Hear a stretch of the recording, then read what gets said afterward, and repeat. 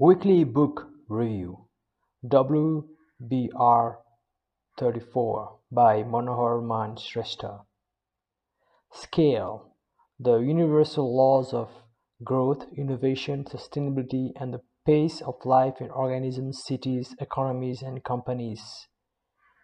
By Geoffrey West. Originally published 2017. Page count 496.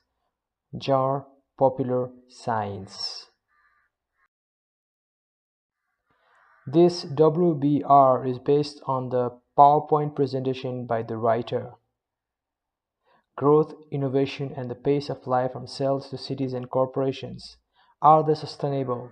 Geoffrey West, Santa Fe Institute. This book tries to investigate why everything comes to an end: living beings, companies. Main theme: are cities and companies just very large organisms satisfying the laws of biology? Why do all companies die, whereas almost all cities survive? The writer is first perplexed about his own aging body, then is intrigued by the universality of scale, scaling or growing bigger, of which death and collapse is the stage. In this book he explores the effect of scale on living beings, men, animals, plants, cities, companies. Topics of scale covered in the book: living and maintenance, growth, reproduction, aging, death, evolution, sleep, repair, disease, cancer, energy and resources versus information, the search for underlying laws and principles leading to a quantitative, predictive, conceptual framework, search for underlying laws and principles leading to quantitative, predictive, conceptual framework. Continued. Topics of scale covered in the book: search for underlying laws and principles leading to a quantitative, predictive, conceptual framework. Can there be a Newton's law of living systems, including cities and companies? Search for underlying laws and principles leading to quantitative, predictive, conceptual frameworks. Can there be a Newton's law for living systems, including cities and companies? Complexity. This book does a great job at explaining complexity of scaling. It is not linear. Some say that while the 20th century was a century of physics, we are now entering the century of biology. What do you think? Answer: I think the next century will be the century of complexity. Stephen Hawking in an interview in January 2000. Some characteristics of complex systems: many components, many individual actors, agents, multispatial and temporal scales, strongly coupled interacting, non-linear, sensitivity to boundary conditions, chaos, emergent phenomena, multiple phases, unintended consequences, adaptive, evolving, historically contingent, path-dependent, robust, resilient, non-equilibrium, underlying simplicity, complicated versus complex. The author gives an example of the complexity of modern globalized economy with this aircraft parts diagram. For example, we can see that the forward fuselage comes from Wichita, Kansas, while the wingtips come from Korea, the fixed training rails from Nagoya, Japan, etc. An important finding by the writer is as follows: mammals vary in size by 8 orders of magnitude. Shrew 2 kg, 2 gram, elephant 2 million grams, blue whales 200 million grams. The writer talks extensively of the ratio 3/4 by which everything scales up as shown below. On the left side, increasing size of mammals versus metabolic rate. This is a graph showing the same. On the x-axis you have the mass, on the y-axis you have the metabolic rate, and lower is a unicellular organism, and the further right up is the elephant, from the smallest to the biggest. On the right graph increasing size of cells versus the metabolic rates. This is a graph based on logarithm. So on the right, on the x-axis we have the mass in grams, and the y-axis we have the metabolic rate. Lowest of the graph is respiratory enzymes, while on the other we have the unicellular cells. Explanation of the last two graphs. Metabolic rates increase non-linearly with the size b direct proportional to m 3/4 to the power of the 3/4 over 27 orders of magnitude, since n cells direct proportional to m naively might expect b direct proportional to m. However, if mass size increases by a factor of 10,000, then metabolic rate increases only by a factor of 1,103. Again, the same diagram carried from the last slide. On the other hand, consumption of energy decreases by 1/4. Rate of energy use, metabolic rate of cell system decreases with the size of organisms. B cell is directly proportional to mass to the power of 1/4. Life exhibits a systematic economy of scale, as you can see from this graph. The mouse consumes the most energy, while the elephant consumes the least energy. Again, the x-axis consists the body weight, and y-axis consists of the metabolic and calorie consumption. Again, the radius of the aorta increases with a constant scale of 3/8. Aorta is connected to the heart, as shown in the diagram on the right. So with the increase of the weight, the size of the aorta, radius of the aorta increases by 3/8 ratio. The same scale from mouse to rat, guinea pigs, rabbits, dog, sheep, man, and horse, ox. Heartbeat rate decreases with size of body at the rate of 1/4. And now the rate of the heartbeat, on the other hand, decreases with the size of the animal, as you can see from the graph below. Body weight versus heartbeat rate. So the mouse has got the highest heart rate, and the horse, ox, has got the lowest. Before that, man, etc. Number of heartbeats is a constant.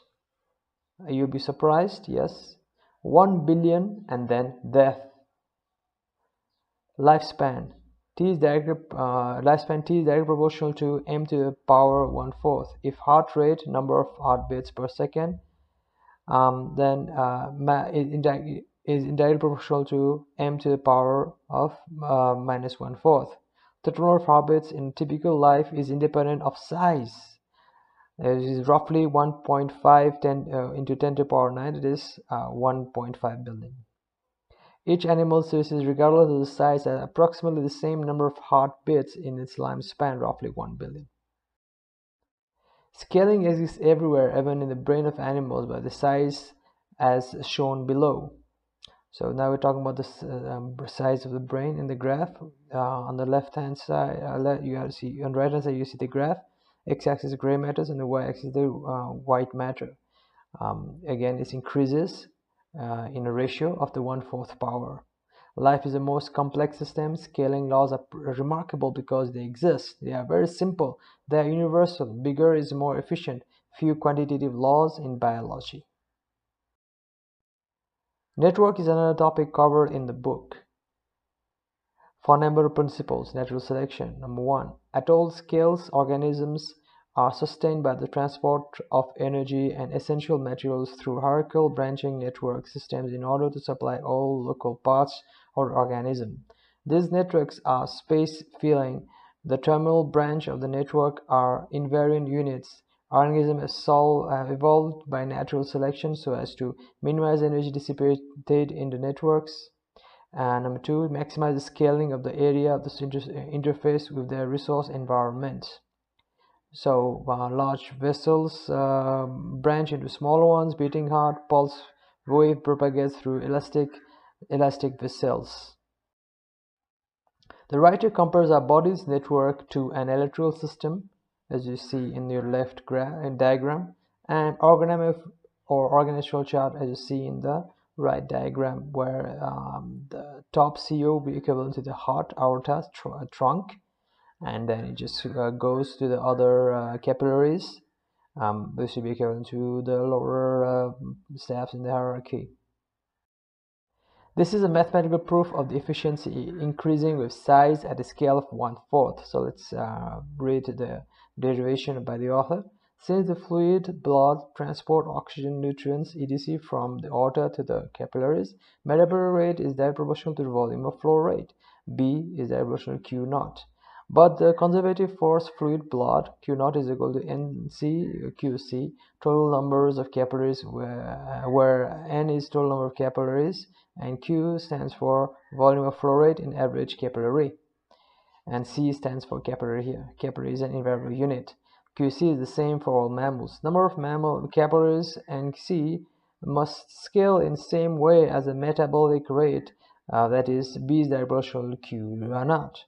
So if B is direct proportional to m to the power 3/4, then NC is also direct proportional to 3 to the power 3/4, not NC is direct proportional to m, which we might be tempted to believe.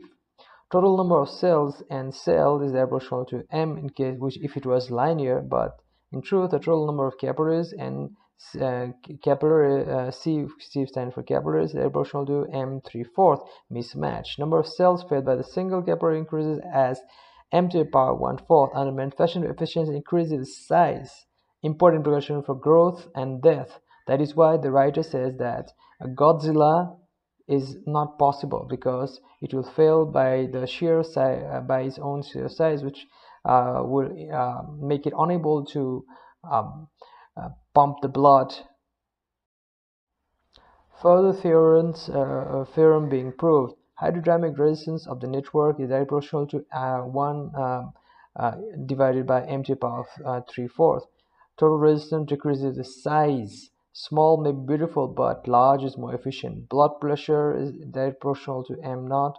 Aorta direct proportional to velocity. Blood velocity m naught is invariant. Radius of the whale's aorta is approximately 30 centimeters. Radius of the shear's aorta, a very small animal, is about 1/10 millimeter. Yet they have the same blood pressure.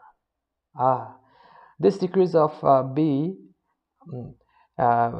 C with size is drawn by the hegemony of the network, control fundamental biochemistry rate. If the network were removed so cells become free in vitro, BC should become independent of what mammal they are organized in. Predict, as you can see the diagram below, in vitro and in vivo. Mathematical modeling prediction versus actual measurement are seen to match before a certain for a certain living species. Here you have some tables based on the formulas earlier described, of the various radius of the aortas and the pressures, which equal to the various 3/4, 1/4 ratios, 3F ratios. So, for example, the variable threshold radius with the based on the earlier formula, the predicted will be 3/8, which is equal to 0.735, and the observed is actually 0.39. So we'll just do several. Interpleural pressure 0, the observed is 0.04. Now, if you go below, oxygen consumption rate 3/4 is equal to 0.75. The actual observed is 0.76. Same with the plants on your right table. So number of leaves 3/4. The predicted value is 2. The actual value is also 2.007. So you see that there seems to be some mathematical laws governing biology also. Like, as the earlier writer said, if there was a Newton's law for biology, maybe this shows a promise that there is such a thing. Now the writer is talking about growth theory. Incoming metabolized energy leads to is used for maintenance of existing cells plus growth of new cells. The mathematical side is B is equal to N cells, B cells plus E cells D with differential equation D n cell divided by at the rate of dt.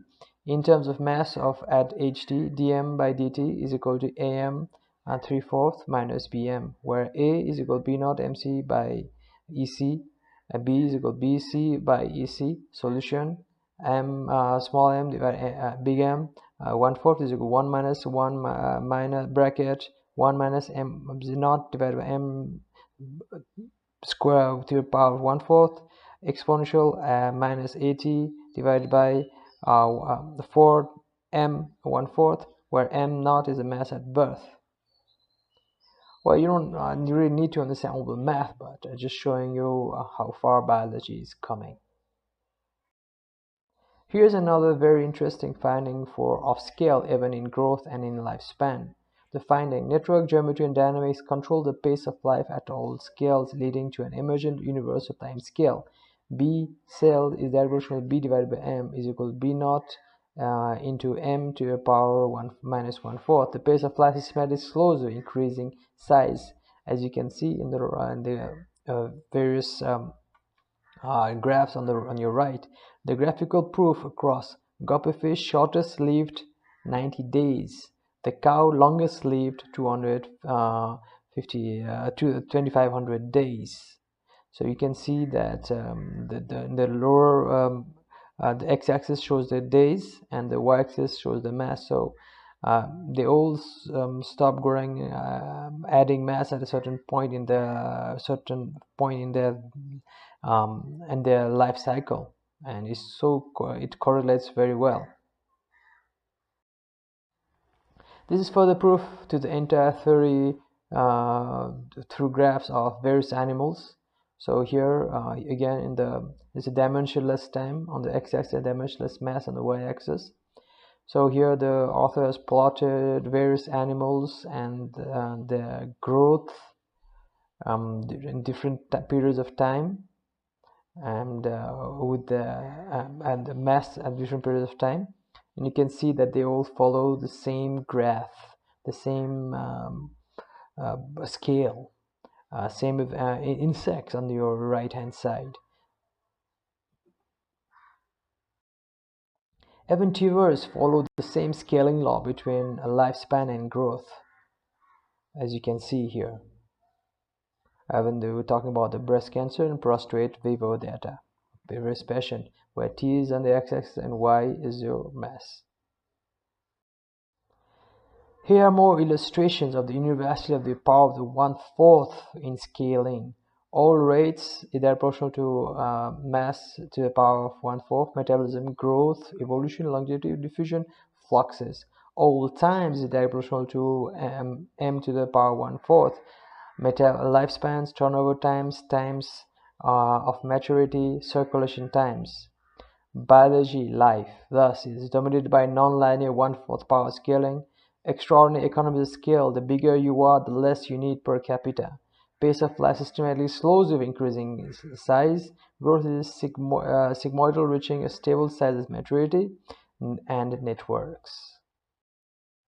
Sustainability.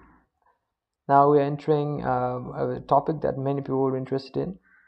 Are cities and companies scaled version of each other? Do they manifest universality? Here onwards, the writer tries to answer questions for entrepreneurs and political leaders. How do companies scale? How do cities scale? Why do companies die, collapse, but cities are immortal? Scaling also seems to work in cities.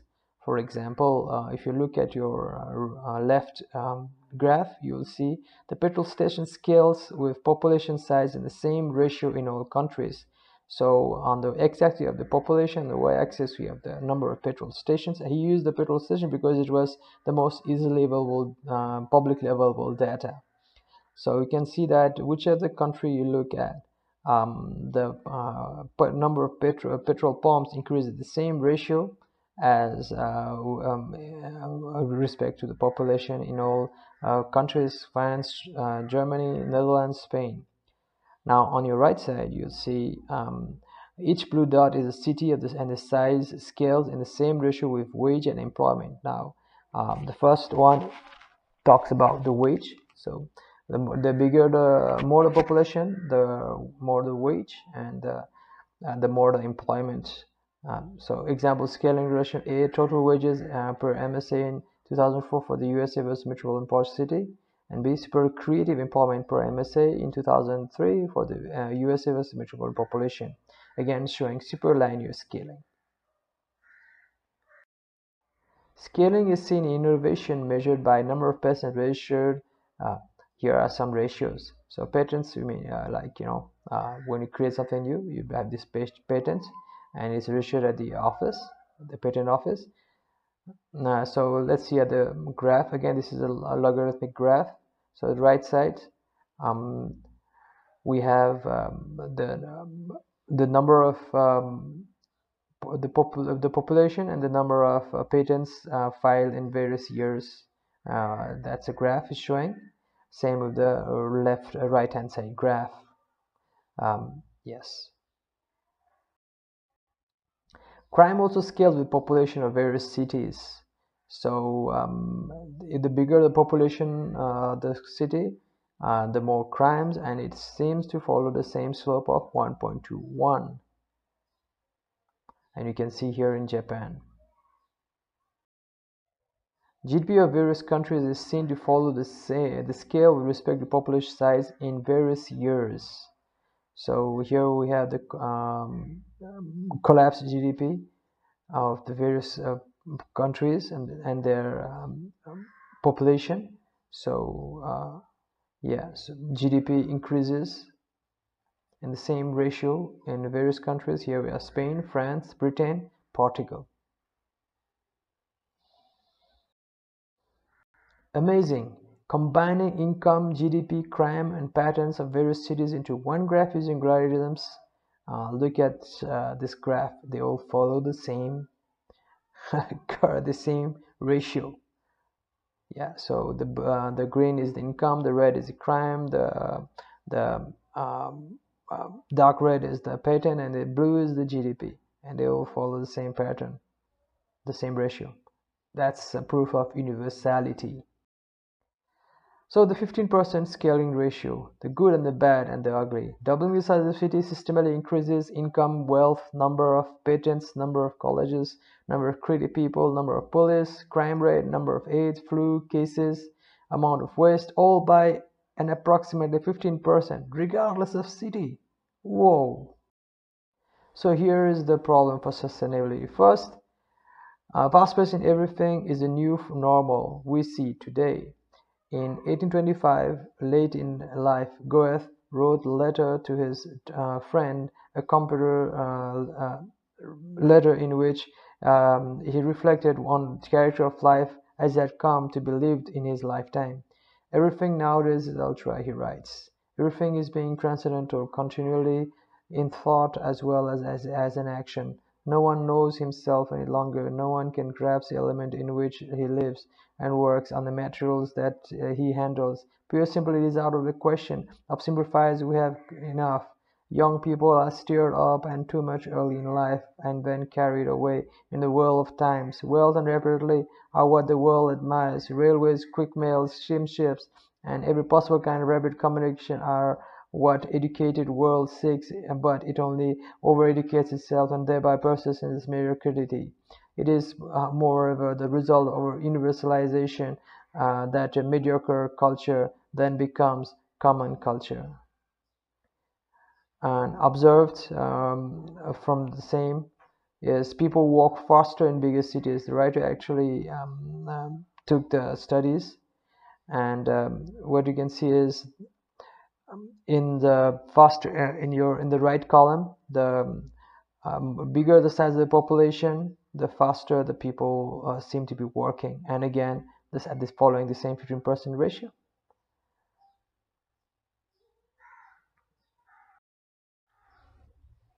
Universality of social networks, clustering hierarchies. Financial markets, economies, global warming, environment, urbanization, health, pollution are not independent. They are all highly coupled, interrelated, complex, adaptive system. For example, you can look at the network and flows. Will be explained what is beta. So multiplier. So when it's upside down, it's beta greater than 1. This is biology, and in social, it's upside down, up from down. Now the writer is going to prove the earlier hypothesis. Growth equation. Total incoming rate, resource, product, energy, or dollar is approximately equal to maintenance, repair, replacement, sustenance plus growth. A mathematical fundamental of exponents or scale ratios. A taxonomy of exponents will fall into three universal classes. B is approximately 0.1 to or greater than 1, less than 1. That's called sublinear. Infrastructure, biological, it comes to scale driven by efficiency. B is equal to 1, it means linear, non-innovative. And third, B is approximately equal to 1.15 or greater than 1. It's superlinear, socioeconomic, innovative, driven by wealth creation. So rate R is n proportional to n to the power b. Network dynamics implies that the pace of life is determined by the rates n b minus 1. B is less than 1, pace of life slows down. B is greater than 1, pace of life speeds. So now let's look at what this looks in terms of graph. The same math now in graphical view looks like this. The first graph on your left is sublinear, where b or beta is less than 1. That's bounded growth. And the other one is superlinear, where b is greater than 1. Superlinear, where b is greater than 1. So super exponential unbounded growth. And then the second one is the collapse stage. Proof of b beta is greater than 1 unbounded growth. Theoretically, this is only exponential growth can be sustainable. Unbounded, this is only way, like shown below. We can see is the only way it can be sustainable. So at one point, the unbounded growth requires accelerated cycles of innovation to avoid collapse. So if you look at the left graph, you'll see that there's exponential growth, but then it can't continue forever. It will collapse. So if you want it to continue, then you're gonna have to restart another graph, and until again it reaches point of maximum point, and then again it has to restart. So this each break that you can see is a jump, is innovation. So to put it in perspective, we can look at the right graph. This is proven by how the population of New York has grown. Try to see the correspondence with the theorized graph on the left. Population growth of New York 1790 to 2003. So you can see that around 1850, again the graph grew and it was about to collapse. Then again it took again a more gentle slope. Then again in around 1900, then again in around 1940s, then around 2000, then again in the year 1990. Now here you can see that this is some kind of punctuation occurring, and where the innovation has got to work. If it doesn't, well, the collapse is imminent. On the other hand, growth rate has to follow the collapse graph. The actual growth matches the predicted graph. So now the rate, so if the size increases, the rate has got to decrease. So this graph talks about the percentage growth rate. Successful linear, superlinear innovation, reset singularity, and postpone inability, insustainability, and subsequent collapse. Real population growth rate of New York City over the time reveals periods of accelerated exponential growth. Success saves shorter periods of super exponential growth appear separated by brief period of deceleration. For each period of time, population onset of cycle observation as well as fit in the beta is 1.09 green line. So you have a C collapse in the growth and the actual population growth rate, which is decreasing over time. You can see it in the graph. Here the concept of innovation is introduced. Unbounded growth leading to finite time singularity and collapse. Unless innovation system occur faster and faster. Continuous tension between innovation and wealth creation versus economies of scale. So what we're trying to say is, unless there is innovation, no cities, no companies can sustain forever. Innovation too has a limit. It is called the singularity. See how innovation is following unbounded growth, b is greater to 1, shorter time between innovation. We can look at this lower graph here. So first we have the telephone. So years reach, this is number of the length of the graph is and on the yeah, you have to measure it. It's the time it reaches 100 million 10 million customers in the US. So the telephone took a long time, 40 years plus. Cable took 25 years, fax took 20 years, cellular phone 11 years, VCR 8 years, PC 6 years, internet 3 years, registered generic pairs 75 years to 2 years. So you can see that it's just following the unbounded growth graph. Still the same effect on grander scale using logarithm from first innovation to present cell to the last of the internet. So here you have the years on the x-axis, years ago, and the y-axis of the paradigm shift to take the time of years. Now, for example, let's look at the upper left, primitive cells, 10 to the power 9, that's a billion years. Body parts, Cambrian expansion, tens of millions of years. Mammals, it comes mammals and primates, 10 to the power 10. Humanoids, millions of years. Homo sapiens, hundreds and thousands of years. Stone Age, 10,000 years. Then from the Stone Age to Iron Age, yeah, it's about just 1,000 of years. Then it came printing, century or two. Phone, TV, computer, cell phones, internet, within just 100 years. Here is the final message of the writer, both doom and hope. We need a new theory of sustainability. It can't go on like this forever. What innovation after internet?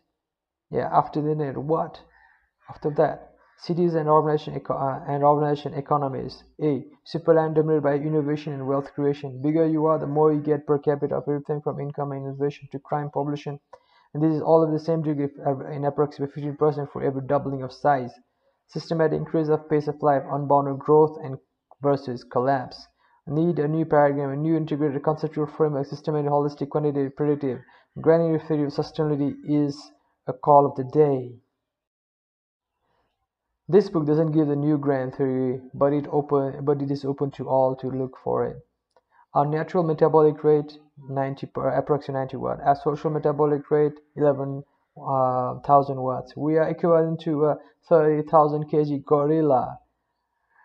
Reproduction rate of approximately 1 offspring in 15 years. So you gotta stop being this gorilla. Let us remind ourselves that we are 7 billion gorillas in terms of consumption. We can't go on forever. Collapse is inevitable. Maybe the coronavirus of 2020 January is that inevitable collapse point. And that's my interpretation after reading this book. Purely mine, not the author's. Maybe he hasn't had the time to reflect on it. And it's written in 2017 anyways. We need to find a new model for existing. Actually, now there is no other way than to find a grand theory of sustainability. Letter from MMS, 4th April 2020. Dear reader, well, if you have read or listened this far, you are either really smart or you have nothing better to do. This book is just an incredible book. I just can't understand how anyone can discuss so much truth about the universe, not in philosophy but math and science. Luckily, I found the PowerPoint presentation of the writer about this book. Otherwise, there is no way I could do justice to this great writer in summarizing this book. This book has helped me put my own confusion and abstract thoughts into math and existing scientific frameworks. In the ancient times, rishis had got this knowledge. If they had got this knowledge, the Bhagavad Gita would have been written very differently with a scientific touch, making it universally accepted. Anyways, it doesn't matter now because knowledge has risen so high, nearing the level of its creator or masterminds, or in the original force, whatever you call it. This comes also in the time of lockdown of coronavirus. I could not help see the parallels in the prediction made that the math in the book and the current crisis we are in. It is not that I have any recommendation. I am shocked and paralyzed as anybody else among the 7 billion of us who are now facing lockdown. However, I believe change in the model of growth of humans will change. The innovation will be in philosophy of the 7 billion people based on sustainability. Look at the graph. I end with this graph that I used earlier. You see unbounded growth. Now it collapse is imminent unless there's innovation. We had many innovations. Last one was the internet. Now we need a new innovation, and I don't think that's about technology, but definitely about philosophy, lifestyle, or yeah, the way we live our life, our behaviors, our values. And this is the greatest innovation we need in order to re-emerge from this crisis. This is my thought. And thank you very much for listening this far.